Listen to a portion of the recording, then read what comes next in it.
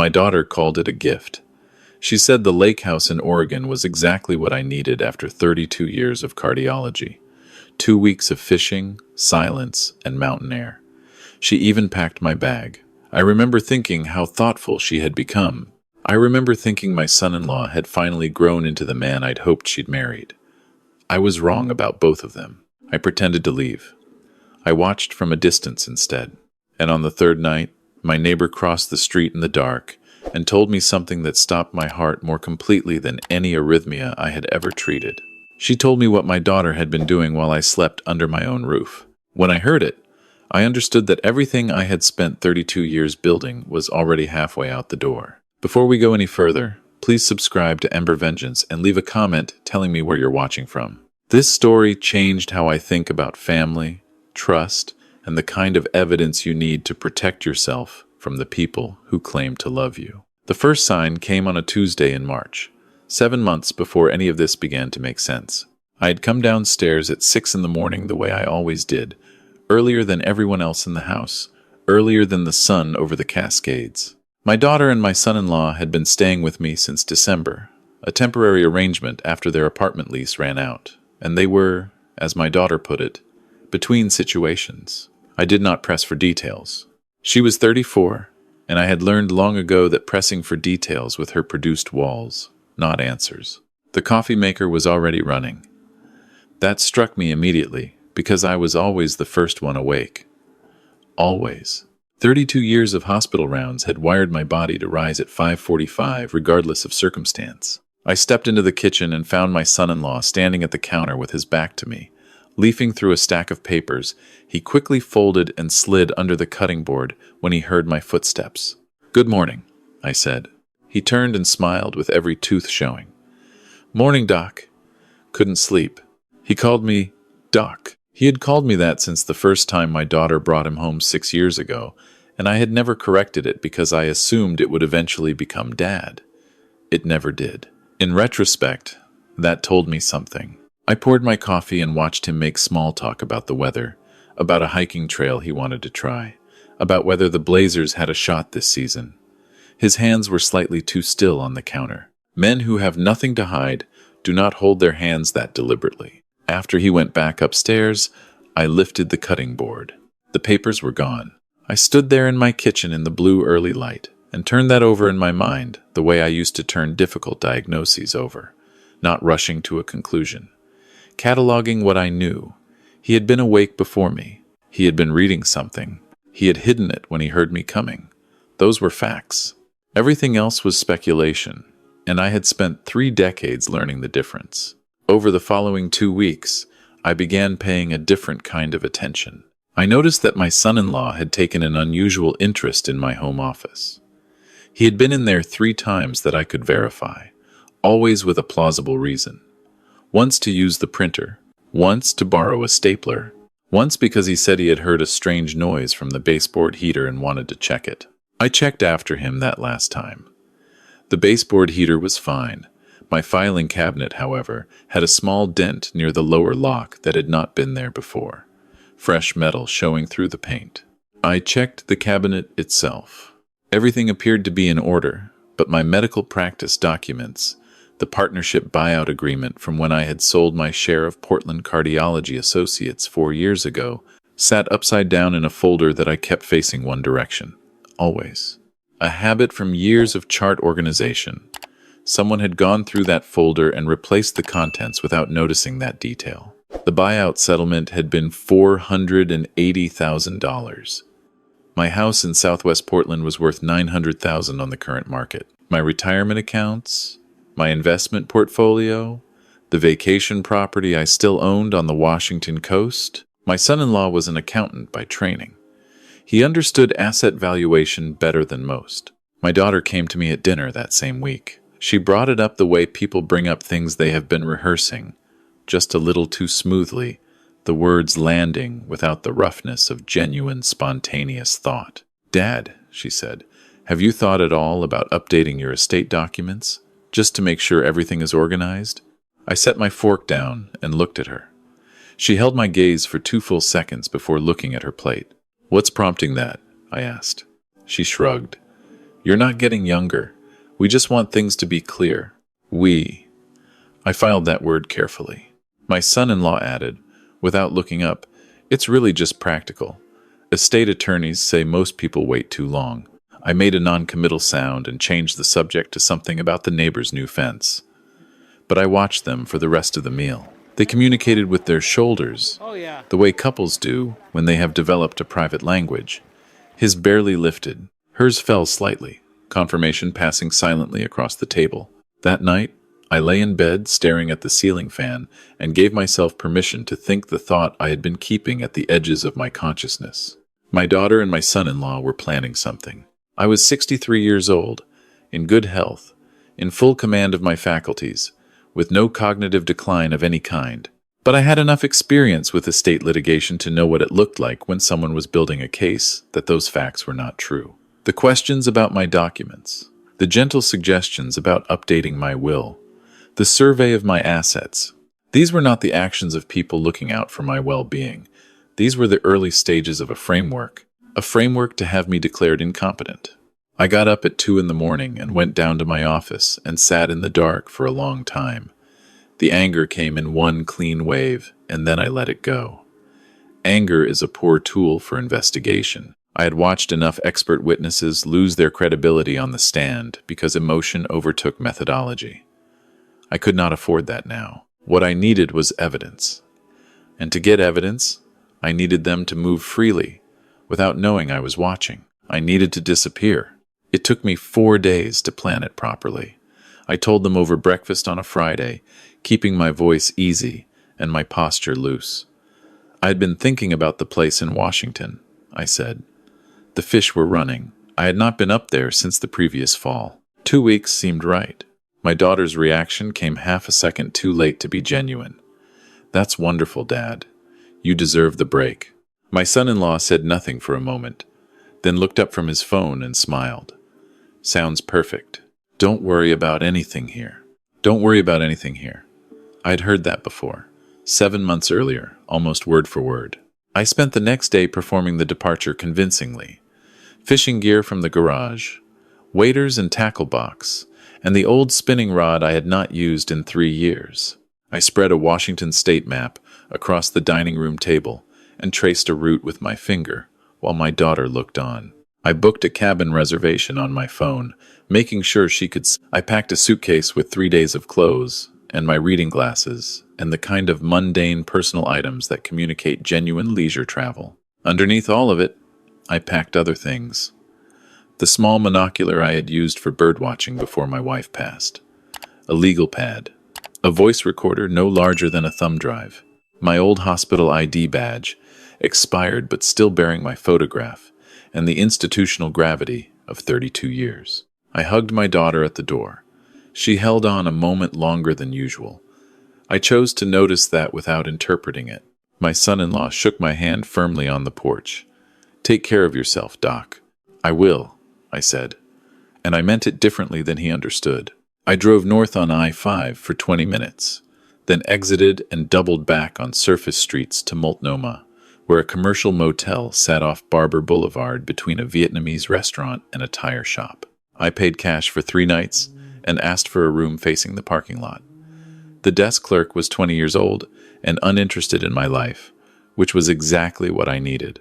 I ate a sandwich I had packed, drank a bottle of water, and waited for dark. My neighborhood had been built in the 1950s, the kind of southwest Portland block where the houses had deep porches and mature Douglas firs that created useful shadow after 9 at night. I knew every property on my street. I knew which house had been vacant since the previous fall after the owners relocated to Arizona. I knew the lockbox code because I had overheard the listing agent giving it to a prospective buyer 3 months earlier. 4 digits. The kind of thing a cardiologist with a good memory does not forget. I parked 2 blocks over and walked in through the side yard. The vacant house smelled of dust and old carpet and the particular loneliness of empty rooms. I moved through it without lights and found the front bedroom window that looked directly across the street at my house. I set up my camp chair, adjusted the monocular, and trained it on my own living room. They were both awake. My son-in-law paced near the front windows, My daughter sat on the couch with her laptop open, her posture forward, fingers moving, not browsing, working, coordinating. I watched them for 4 hours that first night and did not sleep until nearly 3 in the morning. I came back the second night and the third. I documented the lights, the schedule, the visitors. A man came on Wednesday afternoon in a gray sedan that I did not recognize. He carried a leather portfolio and wore the particular expression of someone performing a professional service rather than a social call. He stayed 45 minutes. My son-in-law walked him to the door, and they shook hands on the porch. On Thursday evening, I heard the gate on the side of my house open and close twice. My son-in-law carried 2 cardboard boxes from the garage to his car trunk in the dark. I was photographing all of it. On the 4th night, I heard footsteps on the porch of the vacant house. My entire body went still. I lowered the monocular and turned toward the door with my phone in my hand, thumb hovering over 911, running through explanations that a man with no legal right to be in this house could plausibly offer the responding officers. The door opened. A woman stepped through it, and the streetlight coming through the gap behind her caught white hair pulled back in a loose braid and the face of my neighbor from 4 houses down. "Dorothy," I said, which was not eloquent, but it was the only word I had. She closed the door behind her with the ease of someone entering a room she had reserved. She was 71 years old, a retired occupational therapist, and she had lived on this block 4 years longer than I had. She wore a canvas jacket and carried a thermos, and her expression held no surprise whatsoever at finding me sitting in the dark with surveillance equipment pointed at my own house. "I've been watching you watch them," she said. "I figured it was time we talked. How long have you known?" She set the thermos on the windowsill and pulled a small spiral notebook from her jacket pocket, long enough to have written some of it down. She flipped to a page near the middle. "The man in the gray sedan. His name is Gerald Fitch. I wrote down his license plate the second time he came, which was 3 weeks ago. You were still living in your house then?" I stared at her. 3 weeks ago? He came twice before you left." She kept her voice level, the way people do when they are delivering news they know will cause damage. I looked him up. He is a geriatric care consultant, the kind that assesses cognitive function. The room shifted slightly. Not from shock, from confirmation. They were building the record before they even suggested the vacation. The visits, the questions about my documents, the gentle observations about my memory at dinner. They had started weeks earlier than I realized. "How do you know all this?" I asked. She poured coffee from the thermos into the cap and offered it to me. "I've lived alone for 9 years. I pay attention to my street." She paused. "And because your daughter came to my door 6 weeks ago asking whether I had noticed any changes in you. Whether you seemed confused. Whether you repeated yourself." My hands tightened around the coffee cap. "What did you tell her?" Dorothy looked at me directly. "I told her you seemed exactly the same as you had for the last 15 years. She said nothing more about it. She pulled her chair up beside mine and raised her own small set of opera glasses to the window and settled into the work beside me the way someone does who has already decided to be in it. I did not ask why. I waited instead. After a while, she said, "I had a husband who was doing this to his mother when I met him. I didn't know for the first 2 years.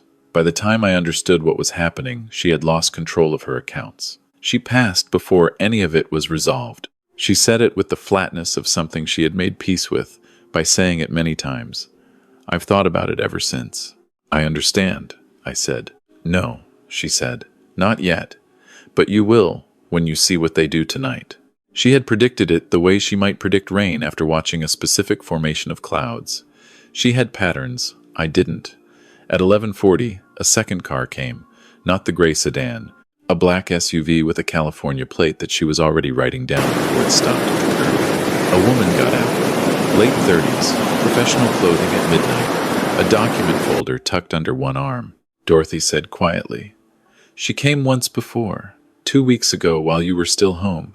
Your daughter met her in the driveway." My daughter opened the front door. The woman went inside. My son-in-law was already at the table. I raised the monocular. Dorothy raised her glasses. We both went quiet. What I could see through my own living room window was 3 people gathered around my dining table, the same table where I had eaten 30 years of breakfasts, helped my daughter with geometry, homework, Sat with my wife in the last months when she could still sit at a table. They spread documents across it with the comfort of people who had done this before. The woman from California laid out papers in sections. My son-in-law leaned forward and pointed at something. My daughter sat back slightly, arms crossed, but she did not leave the table and she did not push the papers away. Dorothy said, "The woman with the folder. I think she may be an attorney." I photographed what I could through the window. 60 yards with window glare was difficult but not impossible, and the timestamps mattered as much as the clarity. At 12:20, voices came through the gap in the window Dorothy had quietly opened 2 inches. The attorney's voice, carrying on the still June air. If the assessment from Dr. Fitch supports diminished capacity, the petition timeline accelerates. We'd be looking at a conservatorship hearing within 90 days. My son-in-law, that's what we need. The property plus the investment accounts. The Coast Place. My daughter said something I could not make out clearly. The attorney again. The key is documentation. Behavioral observations, date stamped. The more consistent the record, the stronger the case. My son-in-law, we've been building that for 4 months. 4 months. While I was making Sunday dinners in my own kitchen and asking about their job search and thinking my daughter was finally letting me back into her life. 4 months. Dorothy touched my arm. She said nothing. She did not need to. I breathed. Let the wave come through and pass. Then I raised my phone and kept photographing. The meeting ended at 1 in the morning. The California attorney walked out first. My son-in-law walked her to her car and they spoke briefly on the sidewalk. Handshake. She drove away. He stood on the porch for a moment, looking at the neighborhood, and I held myself perfectly still in the dark behind a window 30 feet from where I had a clear view of his face. He looked satisfied. He went back inside. The lights went out by 1:30. Dorothy poured the last of the coffee and we sat in the dark without speaking for a while. "What will you do?" she asked finally. I said, the same thing I did for 32 years when someone's heart was in trouble. Stabilize first, then diagnose, then act. She nodded. "What do you need from me?" "Your notes. And your testimony, if it comes to that." She closed her notebook and held it out to me without hesitation. I drove back to the motel and did not sleep. Instead, I opened my legal pad and began listing what I had and what I still needed. I had surveillance photographs with timestamps. I had Dorothy's written observations going back 6 weeks.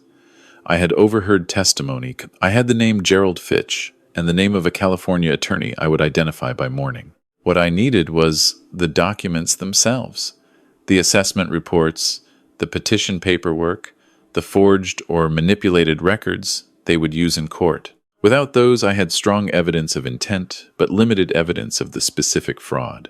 That meant I needed to go back inside my own house. Thursday morning. My daughter went to yoga at 8:15. I had watched that schedule for 6 weeks without knowing I was doing it. The way you accumulate knowledge about people you live alongside without categorizing it as intelligence. My son-in-law worked from home but took a standing call from 9 to 10 every Thursday that he conducted from the back patio with his headphones on, facing the garden. 25 minutes. That was my window. I parked around the corner and walked to my own front door with my key in my hand, moving at a normal pace, the pace of a homeowner and not an intruder, because I was a homeowner and not an intruder. The lock turned. The door opened. The house smelled the way it always had, coffee and old wood, and the faint cedar from the closet inserts my wife had chosen 20 years ago. It felt wrong to be moving quietly through it. I went directly to the guest room, which my son-in-law had converted into a working space. The desk was organized with the precision of someone who understood numbers, everything labeled, everything sorted. I pulled the bottom drawer. The files were there. A full accordion folder with my name on the label tab, not their name, my name. As if they had already taken ownership of the documentation of my own cognitive state. I spread the contents on the desk and photographed each page. Gerald Fitch's preliminary assessment report, dated 6 weeks prior, noted concerns about executive function, observed hesitation in recall tasks, mild inconsistency in chronological orientation. Every sentence clinical. every sentence designed to seed doubt rather than establish fact. I had administered enough cognitive assessments during my career to recognize the difference between a legitimate finding and a record being manufactured toward a predetermined conclusion. He had seen me twice. I had not known either visit was an assessment. The petition draft, prepared by a law firm out of San Francisco. Petitioner listed as my daughter, supported by co-petitioner, my son-in-law. The basis: progressive cognitive decline, rendering the respondent unable to manage financial affairs or make sound decisions regarding assets. The remedy sought: full conservatorship of person and estate. Beneath the petition draft, a separate document I almost missed. A property valuation for my coast house, completed by a Washington real estate broker, and a preliminary listing agreement, not signed yet, but drafted. The broker's name was at the top. The listed seller was not me. It was my son-in-law's LLC. I stood very still with that page in my hands. My Washington property was in my name alone. For it to be listed under his LLC, the ownership would need to have been transferred, which meant there was either a transfer document I had never signed, or one that I had signed without understanding what I was signing, or one that bore my signature without my knowledge. I pulled out every remaining page in the folder, and I found it. A quitclaim deed dated 8 months prior, transferring the Washington coastal property from my name to my son-in-law's LLC for $1 in consideration, signed, ostensibly, by me. I know my own signature. I have signed my name at the bottom of 32 years of medical records, clinical notes, legal documents, letters of recommendation, and research papers. I know the particular leftward lean of my capital R, the way I close the loop on my lowercase d, the slightly elevated crossbar on my lowercase t. This signature had none of that. Someone had copied the shape of my name without understanding the architecture of it. The proportions were right. The flow was wrong. I photographed every page from 6 different angles. I replaced everything exactly as I had found it. I walked back out through my own front door at 8:53, 7 minutes before my window closed. Sitting in my car around the corner, I called Dorothy. I said, "I have the documents. Forged deed, fabricated assessment, full petition." She was quiet a moment. "When will you move?" "Not yet. I need 3 things in place first. Then I'm going to let them walk all the way to the edge before I stop them." She said, "You sound like a man who's done this before." I said, 32 years of watching people's hearts fail teaches you one thing. The moment you intervene matters as much as how you intervene. The next 6 days were the most precise work of my life, and I had spent decades performing procedures where a millimeter mattered.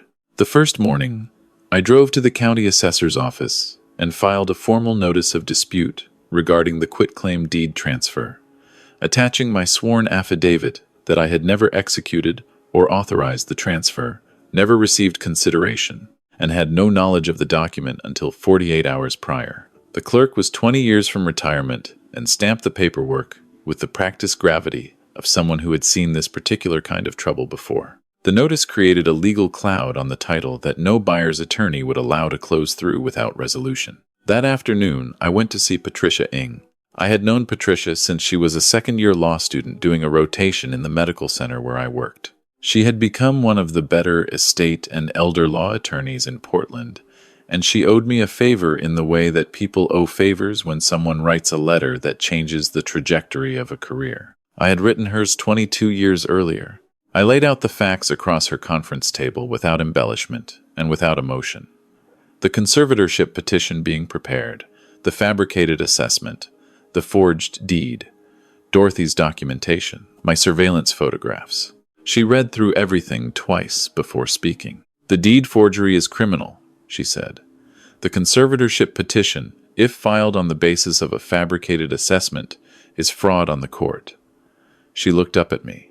"You know what this means for your daughter." "I know." She held my gaze. "You're certain?" A cardiology colleague of mine once asked me something similar before I testified in a malpractice case involving a surgeon who had been his resident.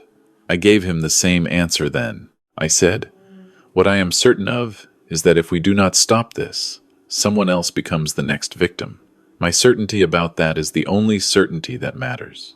Patricia nodded slowly and began drafting. She filed 3 documents with Multnomah County Circuit Court over the following 2 days. A motion to void the fraudulent quitclaim deed pending forensic handwriting analysis. A preemptive declaration establishing my cognitive competency, supported by a formal neuropsychological evaluation I completed in one afternoon at a clinic across town. My scores were in the 91st percentile for my age group. The evaluating psychologist noted in her report that the subject demonstrated exceptional executive function and working memory. I kept 3 certified copies of that report. The 3rd document Patricia filed was a motion to compel disclosure of any conservatorship petitions pending or in preparation involving my name, giving opposing parties 10 days to respond. On my way home from Patricia's office, I stopped at Providence Medical Center and spoke for 40 minutes with a forensic document examiner. I had referred patients to over the years when their cases involved contested signatures. She agreed to conduct an expedited analysis of the quitclaim deed signature for a fee that I paid without negotiating. Her written report came back in 4 days. Conclusion: the examined signature does not match the known exemplars provided. Significant deviation in pen pressure, letter formation sequence, and connection style. High probability that the examined signature was produced by a different individual attempting to replicate the subject's handwriting style. I added it to the folder. By the time I returned from my supposed vacation, I had 4 folders organized by color and numbered by evidentiary weight. Dorothy had added 12 pages of dated observations to her notebook. Patricia had 3 court filings active. The county had a disputed title notice on record, and I had a neuropsychological evaluation confirming that the man whose capacity they planned to challenge was, according to every measurable standard, entirely competent. I drove home on a Sunday afternoon and pulled into my driveway at 3:15 with fishing gear in my truck bed that I had never used and a suitcase of clothes I had barely worn. My son-in-law came out to help carry things before I was fully out of the truck. His smile arrived correctly. His eyes made a quick calculation before settling. "You're back early," he said. "Something in my lower back," I said. "Wasn't worth pushing through." He nodded with practiced sympathy. My daughter came down the front steps and hugged me, and I let her, and I held the hug 1 beat longer than necessary, long enough to feel the tension she was carrying that she was trying to hide. Inside the house, she made tea, and they sat with me at the kitchen table and asked about the trip in the careful, attentive way of people performing consideration. I answered vaguely, "A little forgetful lately," I admitted, which was a lie I delivered with the precision of a man who had learned to manage information in courtrooms. I set my tea mug in the wrong spot, deliberately, let my eyes unfocus for a moment when my son-in-law asked me a direct question. Took slightly too long to retrieve the answer. His shoulders relaxed by a degree I would not have noticed if I had not been watching for exactly that.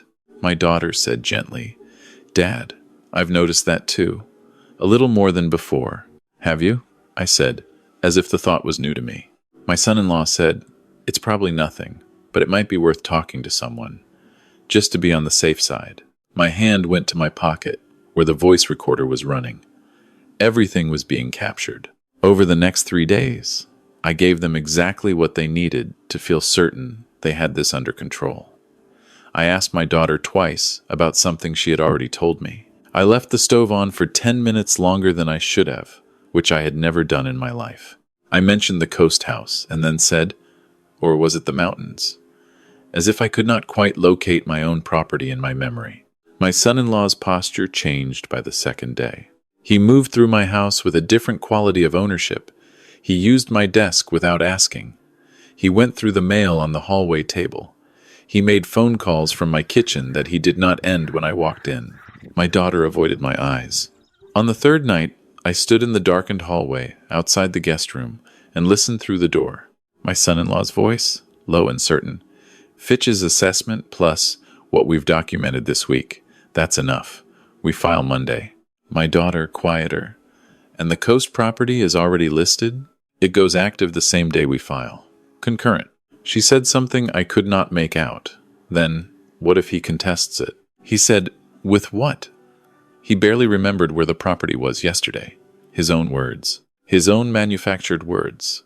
I lifted my phone and recorded 17 seconds of conversation through a half-inch gap in a doorway in my own house, then walked back to my bedroom with the kind of steadiness that comes not from calm but from absolute certainty of purpose. I texted Patricia from under the covers. "They're filing Monday. I want to be at the title company when the coast listing goes active." She responded in 4 minutes. Already arranged.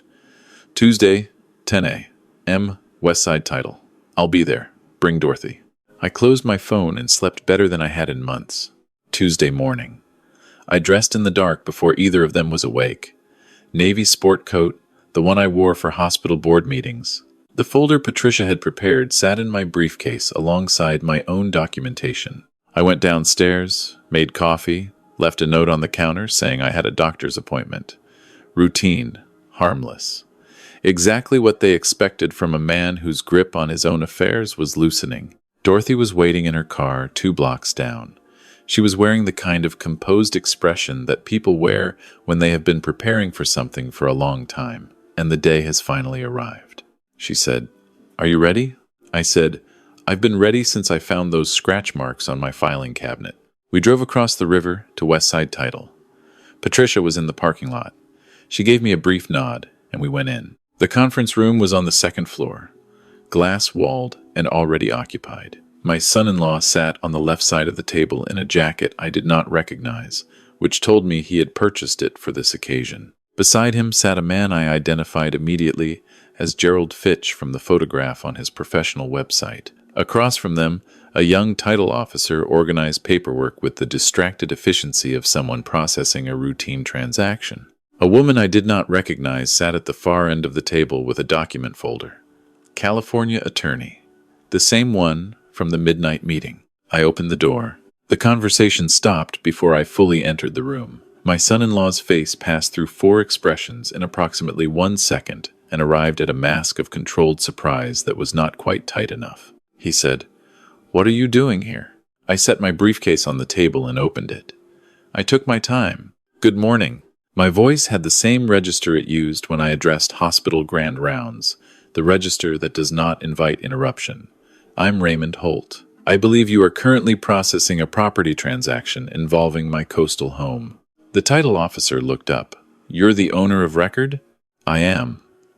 I placed the county dispute notice in front of her. "This transaction cannot proceed. That property is subject to an active title dispute filed 6 days ago, and the transfer of ownership you may be relying on is the subject of a pending court challenge on grounds of forgery." The California attorney said, "Mr. Holt, I think there may be some confusion here." "There is no confusion on my side," I said.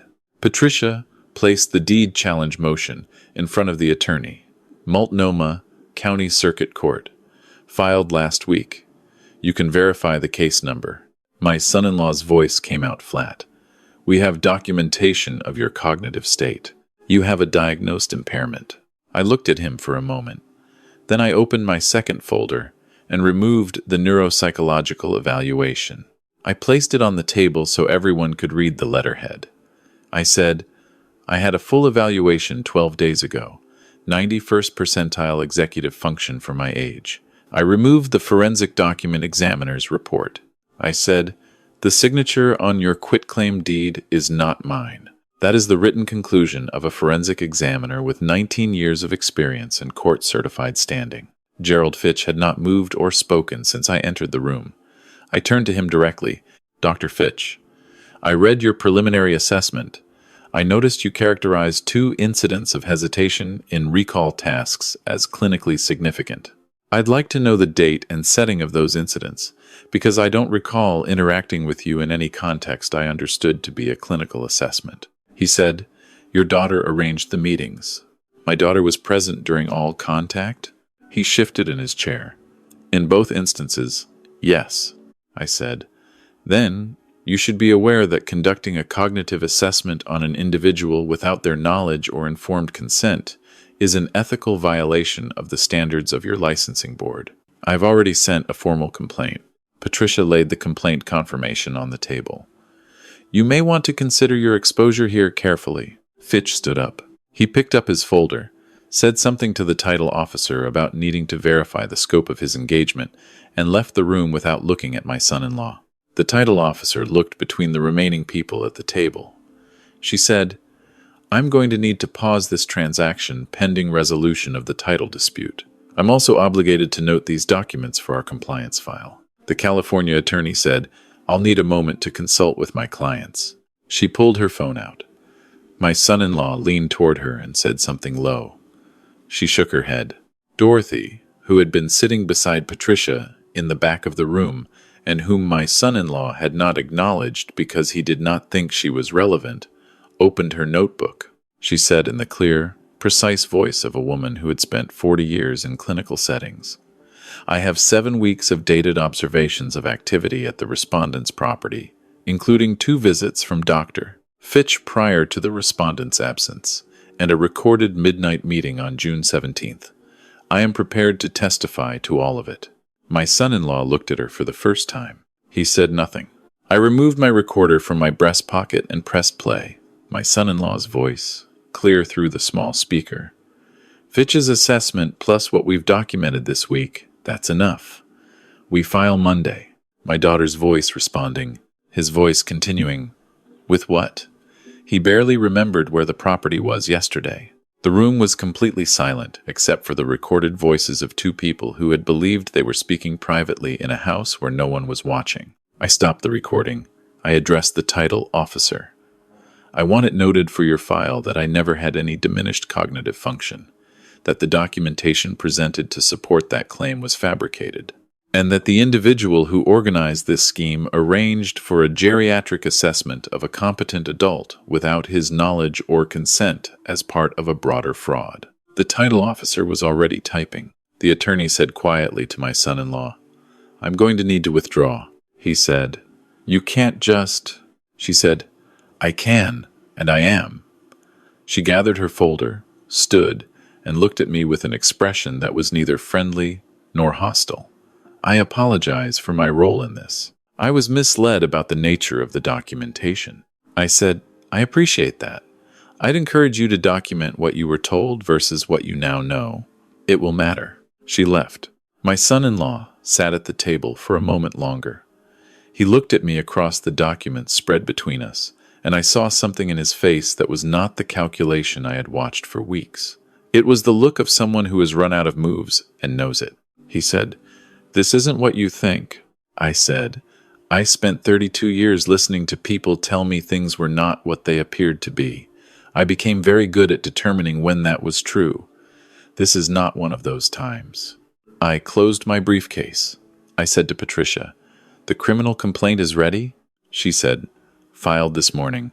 Forgery, fraud, and conspiracy." I looked at my son-in-law one last time.